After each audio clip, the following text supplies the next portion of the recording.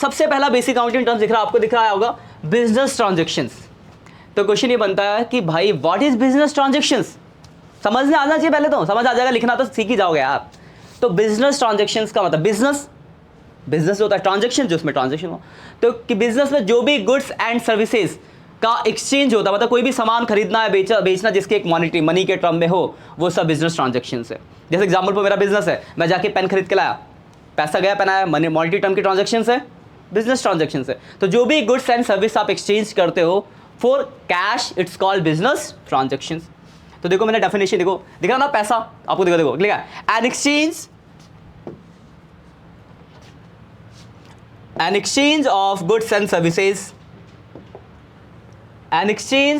and services for cash or credit by the business with outsider is called business transaction। Definition याद कर लेना, बाद में समझ गया, दिमाग में फिट हो गया ना, कि जो भी बिजनेस की ट्रांजेक्शन्स होगी, जो भी बिजनेस में हम गुड्स एंड सर्विसेज कैश या क्रेडिट में एक्सचेंज करेंगे, that's called business transactions. Clear है बात?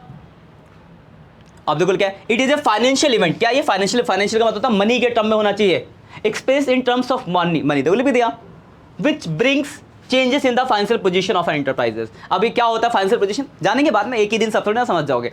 तो बिजनेस ट्रांजेक्शन को सीधी भाषा में दिमाग में रखो कि बिजनेस ट्रांजेक्शन क्या है, तो जो भी आप बिजनेस के ट्रांजेक्शन्स कर रहे हो मॉनेटरी टर्म में, जिसकी एक मॉनेटरी वैल्यू है, दैट्स कॉल्ड बिजनेस ट्रांजेक्शंस।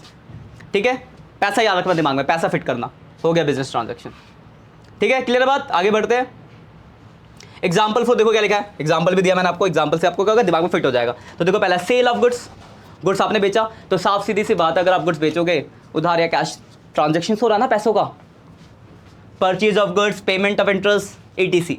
तो जो भी रिलेटेड बिजनेस, मतलब पूरे बुक में जितने भी ट्रांजेक्शन आप पढ़ोगे सब बिजनेस के ट्रांजेक्शन होंगे, क्योंकि मॉनेटरी टर्म में सारी चीजें हैं।